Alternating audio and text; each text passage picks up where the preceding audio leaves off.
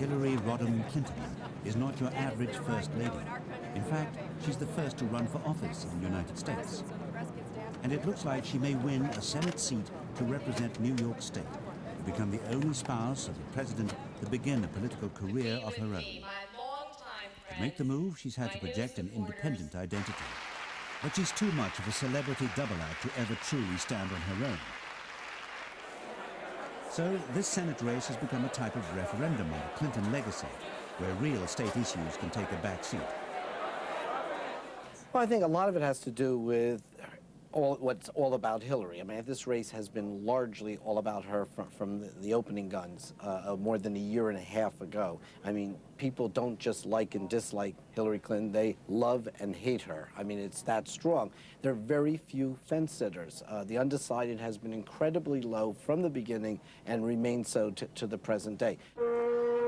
For her opponent, Republican candidate Rick Lazio, it's very much an exercise in playing in the negative aspects of Bill Clinton's administration. He was a latecomer, starting from behind in the personality stakes. So the Republicans are calling for an anti-Clinton vote. And every bit of the First Lady is trying to turn the comparison to her own advantage, emphasizing the economy. We have to look carefully at this. And my point is that if we let the United States has boomed under her husband's stewardship, so Mrs. Clinton is attempting to remind the electorate of the state of the economy before the Democrats re-entered the White House after a succession of Republican presidents. I want to continue the progress and prosperity of the last 8 years. You know, I don't think you can have enough prosperity, and so I don't, understand what he's saying or why he's saying it, except that, he pretty much goes along with the Bush-Cheney line. He's on the Bush-Cheney team. He clearly believes that, somehow we're going to have a collective case of amnesia and forget what was going on in our country before the president and the vice president took office. To some extent, Mrs. Clinton's political dilemma is the same as Vice President Al Gore's. Her husband's propensity for scandal, often involving other women, is something she needs to distance herself from. She's quite happy to live off the Clinton economic legacy, but the Clinton name isn't mentioned in campaign material. He's the most dynamic politician in decades, but it's a love which dare not speak its name. For this relatively young president, the new year will bring a strangely quiet life. Not doing so well economically. This is an interesting time for me. It's the first time since 1974 they've had an election when I haven't been on the ballot somewhere. My party's got a new leader, my family has a new candidate, and I'm sort of the surrogate in chief. After years of enduring scandal, the new politician in the family seems happy to take the spotlight. Let me say that it has been a wonderful experience to be in this campaign, and I have really appreciated my husband's advice and his counsel and his support, and I look forward to him doing some more campaigning for me between now and the end of the election. And he has said himself, so I'm not breaking any new ground here, but he has said himself that he's looking forward to being a member of the Senate Spouses Club. And I'm sure that given his organizational abilities and his energy, that the Spouses Club will never be the same. Thank you all very much. The Clinton strategy of attracting big-name stars hasn't changed.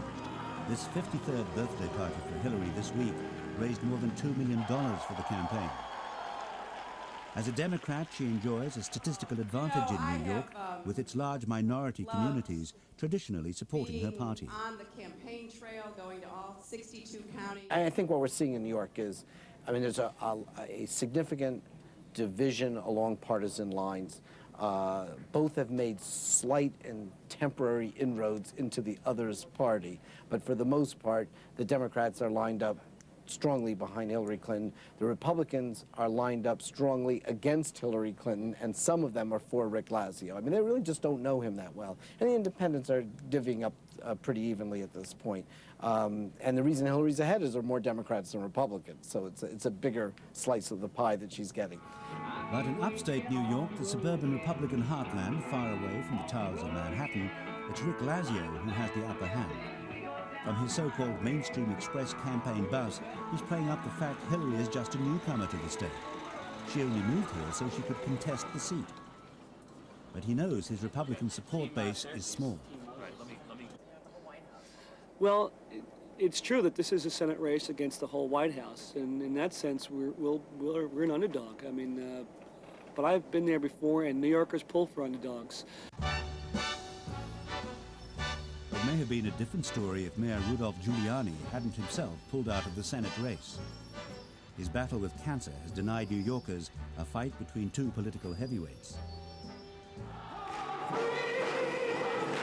Hillary Rodham Clinton may enjoy the universal support of most of New York's minorities, including the large African-American community, but she is struggling with the Jewish vote. Her past support for Palestinian state and a recent controversy over political donations from a militant Islamic group hasn't helped, but it's not likely to keep her from office. Hillary Clinton is winning handily. It's a Democratic stronghold, and her support is reflected by that. So she's doing about what she needs to do in New York City, doing very well among minority voters, not as strong among Jewish voters as she might like to be, but generally doing well in New York. So it seems Washington hasn't seen the last of the Clintons. And after all, the Senate is a natural springboard for candidates with their eye on the Oval Office.